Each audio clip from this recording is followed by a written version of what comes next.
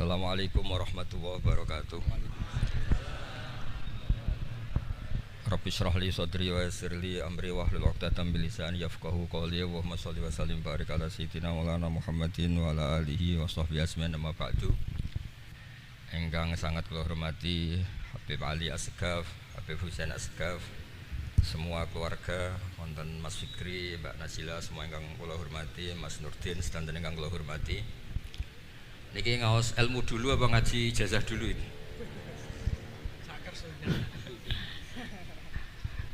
Ini kok malah aneh. Mboten usah ribet. Mboten Cek 1 2. Pakai ini, tidak usah ini aja.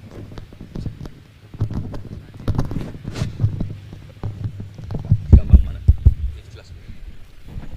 Nah.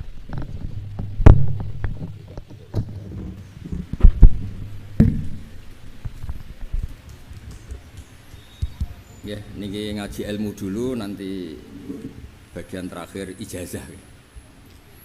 Bismillahirrahmanirrahim. Ini riwayatul Bukhari. Haddatsana Abdullah bin Yusuf, haddatsana Les, haddatsana Sa'id al-Maqburi an Nabi Hurairah radhiyallahu anhu qala an-nabiy sallallahu alaihi wasallam. Ma minal anbiya'i nabiyyun illa qad u'tiya minal ayat ma mithluhu amana alaihi al-bashar. Wa innama kana alladhi utituhu wahyan awhahu wa ilayya fa arju an akuna aktsarahum tabi'an yaumal qiyamah. Dados kita tahu semua nabi itu punya mukjizat, ya, semua nabi itu punya apa? Mukjizat. Mukjizat itu hal yang luar biasa yang memastikan manusia itu tidak bisa menyainginya atau menandinginya. Dan rata-rata mukjizat nabi dulu itu fisik. Misalnya ontanya Nabi Soleh itu kan onta tapi keluar dari batu, itu kan aneh, aneh sekali.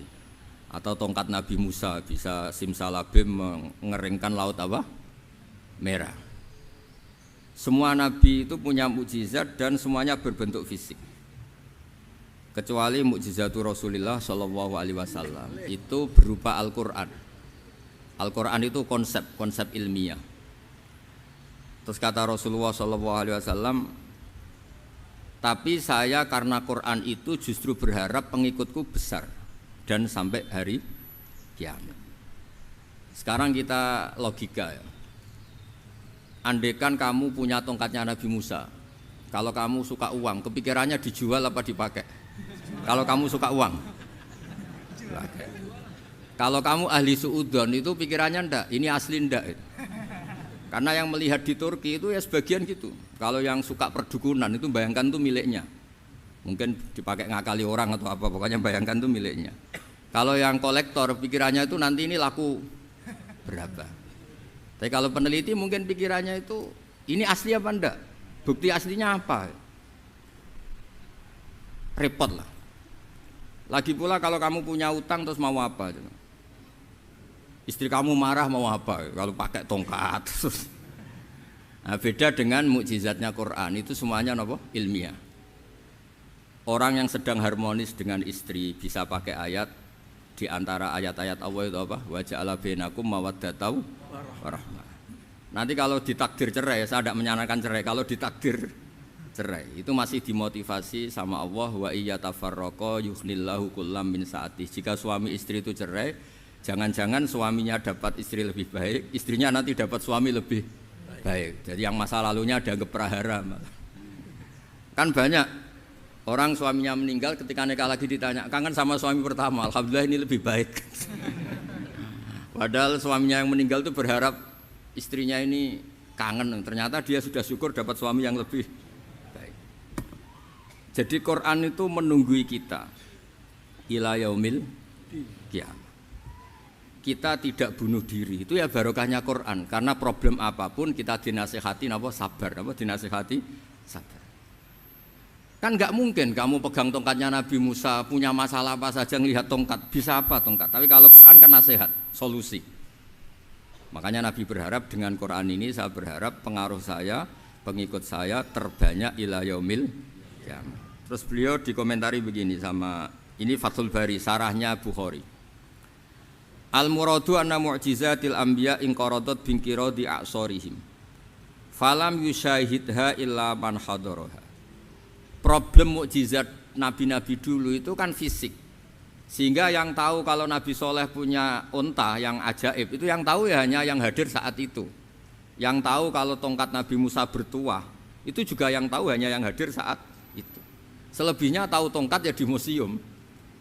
Tapi kalau Quran menjadi solusi, menjadi panduan, menjadi pegangan itu ila yaumil qiyamah. Kita beri contoh ya Quran panduan yang paling gampang misalnya begini. Dulu ini cerita ya. Dulu itu ada orang kafir cerdas namanya Jubair bin Mut'im. Itu saking pinternya dia, pinter juga tokoh. Itu sebagai delegasi pembebasan Asra Badrin. Jadi tawanan-tawanan perang Badar itu mulai dulu ya ada negosiasi mau dibebaskan. Terus orang-orang kafir ini menugaskan namanya Jubair bin siapa? Mut'im. Ini ada di Bukhari. Karena ini ngaji di Jakarta, kalau orang nggak tahu hadis juga tanya ini sahih ndak itu. Wong nggak tahu kok tanya itu aneh-aneh. Padahal kalau dibodoni itu ya nggak tahu. Tapi ya tetap tanya, hadisnya ini sahih ndak. Ini kata kiai apa kata nabi ini ya. Memangnya kata nabi kamu dengar kan ya lewat kiai. Setelah itu Jubair itu datang ke Madinah. Dengerin ya, datang ke mana? Madinah. Kemudian dengar Nabi baca Wattur pas sholat maghrib. Jubair karena Nabi dulu gak ada hotel, gak ada pondok ya. Pondoknya Nabi hanya sufah itu. Nabi baca maghrib, bukan diskusi, bukan debat. Baca Wattur wa kitabi mastur firrokim mansur wal baitil ma'mur wasaqufil marfu wal bakhril masjur terus. Kemudian sampai pada titik ayat am khuliqu min ghairi syai'in. Masa manusia atau alam raya yang maujudat, yang nyata, yang wujud nyata. Kemudian asal usulnya itu ketiadaan. Ini kan hadhil alam maujud, alam ini kan nyata. Masa sesuatu yang nyata penciptanya itu tidak nyata. Jadi nggak mungkin ada faham nihilisme. Kalau faham nihilisme berarti melahirkan teori begini. Al adamu yakhluqu maujudan, sesuatu yang tidak ada menciptakan yang itu kan akal nggak bisa nerima. Kalau sesuatu ini ada, penciptanya pasti ada. Terus akhirnya Jubair bin Mut'im itu simpuh di depan Rasulullah terus bilang, ya Muhammad kada qalbi ayatir, hampir saja hati saya terbang. Kalau riwayatnya Imam Ahmad, faka'an nama sudi qalbi, hati saya ini hancur. Semua teori yang saya bawa untuk melawan kamu sekarang luluh semua, hancur semua. Yang benar adalah teori Anda bahwa Tuhan itu satu dan Tuhan itu ada sebelum semua makhluk. Coba kalau Nabi Muhammad ada Jubair bin Mut'im terus menyembunyikan tongkat dekat mihrab, terus dilihat ini apa, paling pikirannya ini dari kayu apa, terus yang bentuk tongkat itu tukang pemahatnya siapa, kok kurang keren, kalau di Blitar gimana ya, kan malah panjang, kira-kira kalau mukjizat itu dari tongkat itu malah panjang lah pokoknya panjang. Lagi pula kamu coba kan nggak ngarah mandi, itu yang mandi kan nabinya bukan tongkatnya. Coba tongkatnya Nabi Musa coba anak-anak beki itu dipakai mukul kucing aja tidak mesti mati itu. Jadi nggak jelas mukjizat-mukjizat seperti itu nggak.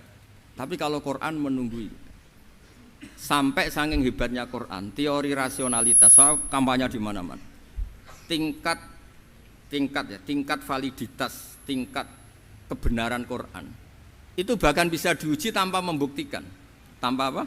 Membuktikan. Cukup pakai akal. Saya tidak bosan-bosan cerita ini karena ini khazanah kita. Di kitab Nailul Ma'mul itu, di kitab usul fikih, saya berkali-kali cerita ini karena ini untuk menunjukkan bahwa Quran itu liqaumi ya'qilun, liqaumi yatafakkarun. Ada seorang kiai, seorang ustadz, kiai dulu itu ya memang orang soleh, alim terus jadi kiai. Kalau kiai sekarang tuh macam-macam, nganggur terus ingin jadi kiai, terus daftar gitu. Ada lowongan di yayasan masuk ingin jadi ustadz karena dengar ada gajinya. Dulu tidak ada seperti itu, tidak ada. Makanya dulu itu kalau ustadz kiai pasti soleh karena dia alim terus ingin orang lain tuh mendapat ilmunya. Kalau sekarang nggak ada yayasan sehat, guru gajinya sekian, yang nggak ingin jadi ustadz tuh daftar karena ada gaji. Apalagi ada kabar, ada gaji, ada mes, ada wah yang daftar banyak. Tapi mentalnya ada kiai sebetulnya. Ya kalau sampean tanya itu baik enggak Gus? Ya setengah baik. Ya maksudnya setengah baik ya ada baiknya lah, namanya profesi ngajar itu kan baik. Tapi setengah saja karena motifnya itu nyari gaji, bukan ingin mencerdaskan umatnya Rasulullah SAW. Itu Imam Amudi itu guru matematika. Saya nggak bosan-bosan cerita ini, guru matematika. Muridnya sampai takut, ini masuk surga ndak, kiai kok ndak ngajarin istighosa atau tahlil malah ngajarin apa? Matematika. Beliau meninggal terus muridnya tanya, "Ma fa'alallahu bik?" Kira-kira gitu. Apa yang dilakukan Allah? Allah nyambut Anda gimana? Terus kata Imam Amudi, "Bagus, saya disuruh ngajar malaikat." Karena malaikat kan enggak pernah kayak anak beki gini ngaji gini. Malaikat itu enggak pernah ngaji, dia iman saja karena tahu surga, tahu neraka terus iman gitu aja. Jadi imannya malaikat tuh enggak keren kita. Imannya loh. Loh itu yang ngendikan Nabi loh, enggak saya. Nabi pernah tanya sama sahabat, iman yang paling keren siapa? Jawabannya sahabat malaikat. Ya enggak karuan malaikat iman. Dia yang tahu surga neraka, tahu segalanya masa enggak iman? Ya pasti iman lah katanya. Terus ya para sahabat engkau iman ya wajar kan menangi saya, nemuin saya. Yang hebat itu orang-orang yang tidak melihat saya, tidak saya didik tapi tetap iman. Karena dididik akal, ya tadi dididik Quran, apa dididik Quran. Sama siapa? Teks bahasa Arabnya masang. Terus Imam Amudi kata Allah, suruh dia ngajarin para malaikat cara menemukan saya. Malaikat dikumpulin terus Imam Amudi disuruh ngajar. Sama singkat kata-katanya Allah di mimpi itu. Istadilla ala wahdaniyati bihadrati malaikati. Tolong ajarkan cara menemukan saya padahal Anda ini manusia yang tidak melihat saya. Anda di Jakarta kan lihatnya gedung-gedung. Paling jadi khayal terus nikmat lah, Anda ikut punya tapi ikut nikmati. Itu orang desa-desa kalau ke Jakarta itu pokrol. Wah, di Jakarta itu gedungnya tinggi-tinggi, tidak kayak kampung sini. Lu udah ikut punya, ikut bangga. Di Jakarta orangnya cantik-cantik, tidak kayak orang sini. Padahal dia ya tidak dapat orang cantik gitu. Jadi Allah itu saking pinternya, miskin-miskin ya bisa berkhayal dan bahagia. Nah, itu alhamdulillah betul. Akhirnya itu apa ini anak-anak begini saya tak niati ngajar standar anak-anak akademik. Terus pertama yang diajarkan hanya bilang gini, sama siapa teknya itu? Ya malaikat wahai para malaikat. Terus beliau bilang, nisbatus naini wassalasah ila mala nihayata lahu nisbatul far'i ilal asli. Angka itu jumlahnya berapapun 2, 3 sampai triliunan. Semuanya itu nisbatul far'i ilal asli. Bin nisbat ilal wahid nisbatul far'i ilal asli. Angka 2 ya cabangnya 1, 3 ya cabangnya 1, 1 triliun ya cabangnya 1. Tetap yang asal usul adalah angka 1. Itu nangis semua malaikat. Cara Jawa itu mandekman kowe iman kaya imanku. Makanya imannya umat Rasulullah SAW itu PD-nya, yakinnya kayak imannya malaikat. Kalau Tuhan itu 1. Karena angka enggak bisa dimulai kecuali dengan angka 1. Makanya nisbatus naini wassalasah ila ma la nihayata lahu iku nisbatul far'i ilal asli. Semuanya itu nisbatnya cabang ke induk.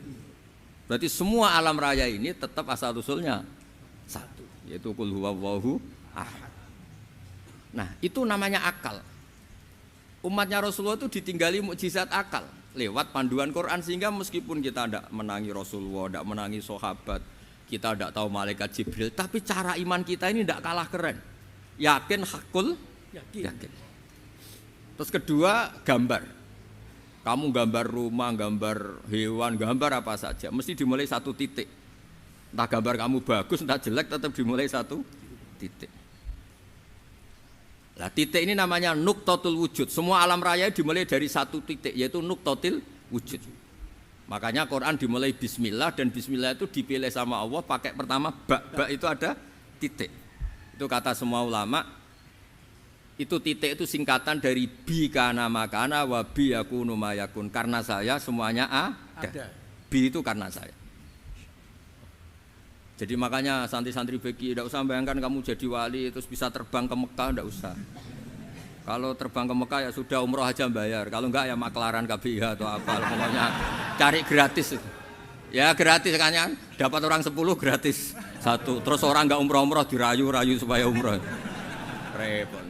Itu pelanggaran fikih itu. Kalau orang punya utang itu wajibnya nyaur utang dulu gitu. Wah, repot. Saya itu juga sering bingung di kampung-kampung.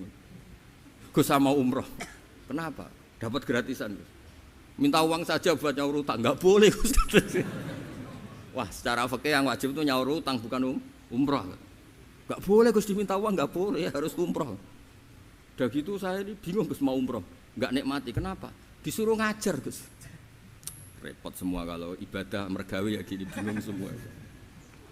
Ya saya mohon anak-anak BK semuanya yang seneng Quran itu harus seneng sampai kayak saya sehingga tahu istidlal mencari Tuhan dengan cara tauhid yang berbasis akal itu sedzahir imannya malaikat.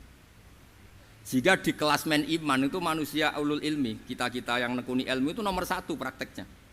Karena nomor 1 itu Allah karuan kan syahidah Allah kan enggak tertandingi syahidah wa annahu la ilaha illallah terus wal malaikatu.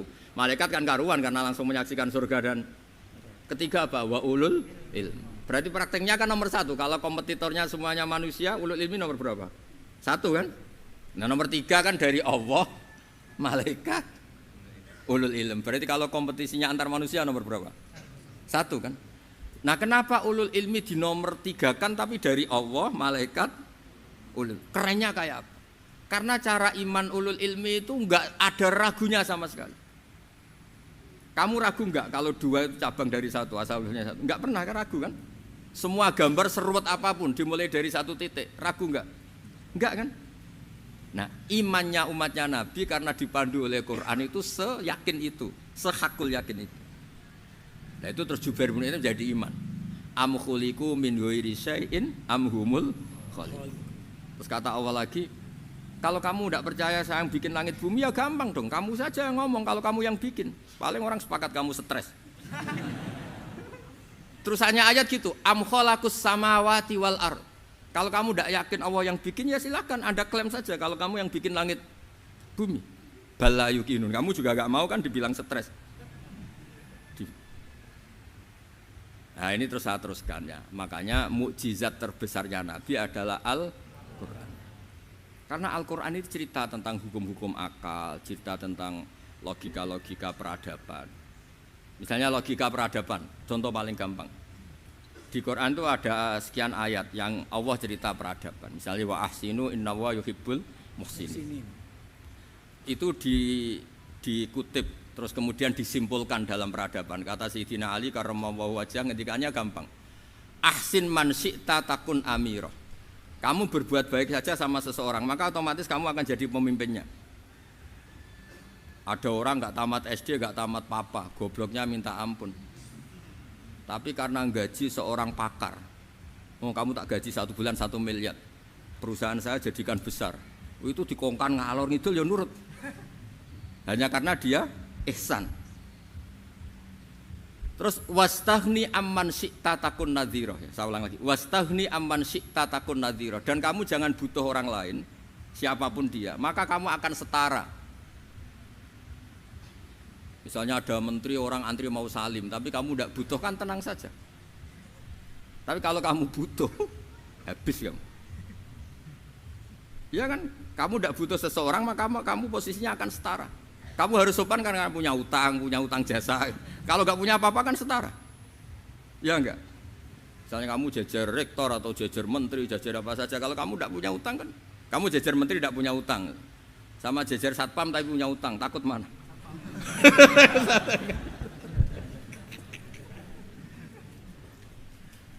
Kalau butuh itu mesti kalah kan? Ada pejabat misalnya nggak begitu cantik sama perempuan cantik yang kamu butuh ingin dicintai, takut mak. Padahal nggak jelas orang ini pangkatnya apa. Jadi dalam hukum sosial itu kata Sayyidina Ali wastaghni amman syi'ta takun nadhira. Kamu jangan butuh seseorang maka kamu akan setara. Terus yang terakhir wahtas ila man syi'ta takun asira. Asira pakai sin. Dan silahkan butuh seseorang maka kamu akan jadi budak dia. Ya coba misalnya Anda seorang profesor, seorang alim, seorang kiai top. Misalnya mencintai janda di ujung kampung sana, jalan kaki 2 kilo. Padahal itu gak tamat SD, tapi gara-gara seneng. Kacau kan? Logika kepangkatan hilang semua kan? Jadi itu hukum peradaban. Itu mewakili isi-isi sosial yang diterangkan Quran. Ya, jadi paketnya 3 tadi ya. Ahsin man syi'ta takun amirah. Kamu berbuat baik sama seseorang maka kamu bisa memimpin. Wastaghni amman syi'ta takun nadhira. Kamu jangan butuh seseorang maka kamu akan setara. Mbok kamu ketemu orang terkaya di dunia. Ya ketemu orang terkaya di dunia, kamu jejer, kamu tidak butuh dia. Tenang kan bisa setara kan? Tapi kalau butuh harus sopan, ngajukan proposal, harus berakhlak karimah. Makanya sekarang Anda kok berakhlak kenapa? Ternyata mau nyalek. Biasanya Anda berakhlak kok berakhlak. Ada apa ini? Makanya guyonan di Rembang itu Beb Husein itu. Kalau ada orang udah tidak sopan sama temannya, temannya curiga, kok tumben sopan, mau utang ya?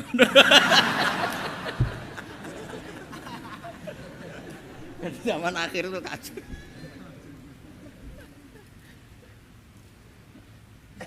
Ya di semua daerah gitu ya sama Pak Rektor ya. Kalau ada teman biasanya nggak sopan kok sopan, itu temannya curiga. Ini Pak Rektor UI ikut kaji. Kok tumben sopan, ada apa ya? Karena di mana-mana orang butuh itu pasti beretika. Kamu punya teman paling berdua, kalau mau utang berakhlak gak? Atau misalnya kamu punya adik cantik terus punya teman berdua, kalau cinta adik kamu berakhlak gak? Biasanya nggak sama sekali gak berakhlak. Gara-gara butuh menjadi berakhlak. Ya jadi hukum sosial itu ya kuncinya 3 tadi. Ahsin man syi'ta takun amirah. Wastaghni amman syi'ta takun nadhira. Terus wahtas ila man syi'ta takun asira. Kalau kamu butuh seseorang pasti kamu dibikin hina. Asir itu tawanan. Nah, Quran itu bicara sosial itu lengkap. Dan itu yang nunggui kita. Kita punya tetangga yang kurang baik ya seneng, punya tetangga baik ya seneng. Kata Imam Syafi'i, saya berkali-kali cerita. Kok seneng semua Imam Syafi'i? Ya bagus lah, kalau yang seneng saya enak lah, dijak jagongan, dijak ngopi enak. Yang enggak seneng saya, gak ngarah utang. Uang itu nak, kamu punya tetangga gak seneng kamu, aman kan? Aman. Gak akan pinjem uang kan, pinjem mobil, uang gak seneng kok. Makanya Imam Syafi'i itu kalau ngedikan luar Syafi'i, diceritain orang, ya Aba Abdillah bagiannya, ya Aba Abdillah orang itu gak seneng kau, bagus lah. Loh kenapa bagus? Waman asa'a ilaika faqad atlaqaka. Orang yang enggak seneng kamu maka membebaskan kamu. Enggak akan pinjam uang, pinjam mobil, enggak akan ganggu waktu kamu kan enggak seneng. Justru yang seneng-senengi masalah pinjam terus. Imam Syafi'i itu orang yang anggap dunia itu selesai. Ada yang cerita, ya Aba Abdillah, orang yang tadi cium tangan engkau, yang hormat engkau, di luar maki-maki engkau, ngerasain engkau, ngata-ngatain engkau. Ya bagus lah. Kok bagus gimana? Berarti saya wibawa, di depan saya tidak berani. Berarti saya wibawa, di depan saya tidak berani. Berarti itu makomnya sudah kulillah sumadarhum fi khawdihim yal'abun. Sudah dunia itu selesai, sudah agak penting semua. Nah, itu kalau kamu anak-anak beki ahli Quran sudah ayatnya kulillah sumadarhum fi khawdihim yal'abun. Sudah lihat Allah saja agak penting, makhluk-makhluk itu dah makhluk semua agak penting, sepenting Allah. Nah kita ini ditunggoni mukjizat seperti itu. Bayangkan misalnya kita ditunggoni tongkatnya Nabi Musa. Saya ngajar di sini terus ini tongkat. Terus nanti yang tanya, Gus itu kayu apa Gus? Nanti yang kolektor tanya itu harganya berapa Gus? Ruwet apa? Terus yang ahli suudon itu asli gak Gus? Wah. Yang ahli suudon kan mesti tanyanya gitu, itu asli enggak Gus? Repot-repot pokoknya. Tapi kalau Quran kan jelas, kenapa? Jelas. Ya terus saya teruskan. Fala yamurru terus al murad anna mu'jizatil anbiya in qaradat bin qidari aqsam wa mu'jizatul Quran mustamirratun ila yaumil qiyamah. Wa kharquhu lil adat fi uslubihi wa balaghatihi wa ikhbarihi bil maghibat. Terus kata ini yang ngarang Fathul Bari sarahnya Imam Bukhari. Fala yamurru asrun minal aqsar illa wa yadharu fihi syai'un mimma akhbaru bi annahu sayakun yadullu ala sihhati da'wahu. Wa hadza aqwal muhtamilat. Wa takmiluhu fil ladzi ba'da. Wa qilani ya. Anal al makna anal mukjizat al madiyah kanat khissiyatan tusyahadu bil absar kana qati sholih wa asa Musa. Mukjizatnya nabi-nabi dulu itu hanya penyembuh, hanya pelengkap, hanya nuruti keinginan mata. Seperti dahsyatnya apa? Laut Merah diseblak apa dipukul sama tongkatnya Nabi siapa? Itu semuanya itu hanya memanjakan mata. Urusan mata. Terus wow itu. Tapi kalau mukjizatnya Nabi Muhammad itu berdasar akal. Maksudnya berdasar akal nih dengerin ya. Dengerin betul. Ketika Laut Merah terus tersibak kan, wow itu keren kan? Terus kita bilang, menyimpulkan, wah kita tidak akan mampu. Itu bodoh sekali kesimpulan kita tidak akan mampu. Meskipun bikin nyamuk Anda juga tidak mampu. Loh untuk memutuskan tidak mampu saja kok sampai pertunjukan seperti itu tuh laopo, cek goblok gitu. Nah kalau kita karena umat yang pinter untuk memaksa kita nggak mampu, Allah bilang innallaha la yastahi ayadriba mathalam ma ba'ud. Kita melihat nyamuk langsung berkesimpulan tidak mampu. Saya berkali-kali cerita nyamuk itu sudah kecil, masih punya urat, uratnya kayak apa? Masih punya kuman, kumannya seberapa? Ya enggak? Nyamuk itu kecil, punya organ tubuhnya punya urat. Itu kalau kamu pinter, antara tongkatnya Nabi Musa menyibak Laut Merah sama nyamuk itu sama-sama berkesimpulan melahirkan satu faham bahwa kita tidak mampu. Loh, untuk memaksa tidak mampu saja kok nunjuk pertunjukan ada onta keluar dari batu, Nakotu Soleh, ada tongkat yang bisa mengeringkan Laut Merah. Cik goblok ya. Nah kita alhamdulillah tidak jenis goblok yang seperti ini. Untuk ikrar bahwa Allah itu hebat ala kulli syai'in cukup lihat nyamuk, kagum kan?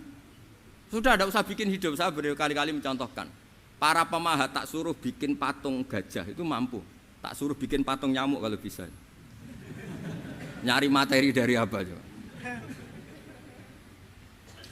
Gampang mana bikin patung gajah sama patung nyamuk? Gajah, makanya Allah bikinnya contoh itu untuk ijaz itu pakai nyamuk bukan pakai gajah. Itu kalau ustadz-ustadz yang agak jorok malah contohnya nyamuk Gus. Itu kecil. Itu kayak apa? Di dalamnya dia hamil kan? Itu anaknya kecil lagi, telurnya kecil lagi, itu gimana itu cara bikin itu? Makanya di sini ini ada kitab Itqon, itu komentarnya itu lucu. Ini kitab Al-Itqon karangannya Imam Suyuti. Ini persis komentar saya tadi yang kata Imam Suyuti, pengarang kitab Itqon. Wa ya imma khissiyah wa imma aqliyah. Jadi mukjizat itu ada yang fisik, bisa dilihat indra, panca indra, bisa dilihat akal. Wa aktsaru mu'jizati Bani Israil kanat khissiyah li baladatihim. Bilada itu goblok, wakillati basairihim. Dasar wong goblok. Mukjizat kok ngenteni sing wow. Maksudnya dasar wong untuk ngakui Allah hebat saja kok nunggu hal-hal yang seperti itu gitu. Paham gitu? Mergo likil latin apa aklihim. Wa aksaru mu'jizati hadil ummah aqliyatun li farati dzakaihim wa kamali afwahihim. Dan mukjizatnya umat ini semuanya berdasar akal karena sudah cerdas. Jadi andaikan kita melihat tongkatnya Nabi Musa menyibak Laut Merah dengan melihat nyamuk, kesimpulan kita sama-sama wow, sama-sama keren, sama-sama memastikan kita tidak mampu. Makanya terus Quran menerangkan kita wa ma min dabatin fil ardi wala ta'iri yatiru bi janahihi illa umamun amsalukum. Jadi keseharian kita lihat burung kok terbang. Itu sudah ayatun min ayatillah. Quran wal kadhiminal ghaidha, ngempet Gus, ngempet. Terus kecewa sama teman, kenapa tidak putus? Karena wal afina aninna, sudah kalau kecewa maafkan. Coba kalau kita kecewa presiden demo, kecewa menteri demo, kecewa orang tua minggat. Ya kalau dicari, kalau tidak kan malu. Saya itu punya teman tak tanya, kecewa Gus sama bapak itu. Kenapa tidak minggat? Malu. Kenapa malu? Takut gak dicari. Itu orang tuh paling malu itu kalau keluar dari rumah nggak di. Saya punya teman lagi, saya ini takut mati Gus. Kenapa? Takut istri saya tidak nangis Gus. Itu kematian terburuk itu kalau sudah mati, tahu istrinya tidak nangis. Oh itu malu betul itu. Makanya jangan mati. Pokoknya pastikan orang sekeliling Anda nangis itu baru berani mati. Kalau tidak jangan. Ya, jadi mukjizatnya Nabi itu luar biasa. Walladzi yusyahadu bi'ainil aqli bakin yusyahiduhu kullu man jaa ba'dal awali mustamirran. Sesuatu ilmiah, sesuatu agama atau apa saja yang logis itu akan abadi ila yaumil. Kayak tadi, ketika kita kecil diajari apa? Wujud, qidam, baqa, mukhalafatul hawadisi, qiyamuhu binafsihi, wahdaniyat, qudrat, iradah. Itu ila yaumil qiyamah. Karena kita pasti punya logika tadi, masa alam raya yang maujud didahului ketiadaan. Kemudian ketiadaan ini kita rumuskan, ketiadaan inilah yang bikin alam raya. Di mana-mana nihilisme, ketiadaan ya layu asfiru saya namanya tiada, ya tidak punya akibat apapun. Yang punya akibat apapun ya sesuatu yang wujud. Loh itu kan ila yaumil qiyamah, sampai kapanpun teori itu akan nunggui kita ila yaumil qiyamah. Tapi kalau tongkat Nabi Musa ketika kita tidak melihat kan punya alasan tidak ngandel, Musa tidak tahu. Tapi kalau kamu seperti ini, orang paling mulhid sekalipun, paling ateis sekalipun, terus ditanya, bisa enggak Anda mulai angka di luar angka 1? Tidak bisa kan? Makanya benar Imam Amudi tadi ketika diminta Allah, istadilla ala wahdaniyati bi hadrati malaikati, tolong ajarkan kenapa manusia begitu yakin kalau saya ini satu, padahal mereka tidak melihat saya. Terus beliau ngendikan apa? Nisbatus naini wassalasa ilal wahid nisbatul far'i ilal asli. Angka 2, 3 sampai enggak terbatas, semuanya dibanding angka 1 itu nisbatul far'i ilal asli. Semuanya itu cabang dari angka 1. Itu mbok siapapun enggak usah ditunggoni nabi, enggak usah ditunggoni wali. Logikanya akan seperti itu. Itu yang dimaksud apa? Walladzi yusyahadu bainil aqli bakin yusyahidu kul man ja'a badal awal mustamir. Ya ini masih ada waktu seperempat, ini ijazah. Kalau ijazah enggak boleh tanya, ijazah ini. Nah itu yang fotokopi lebih besar itu ijazah.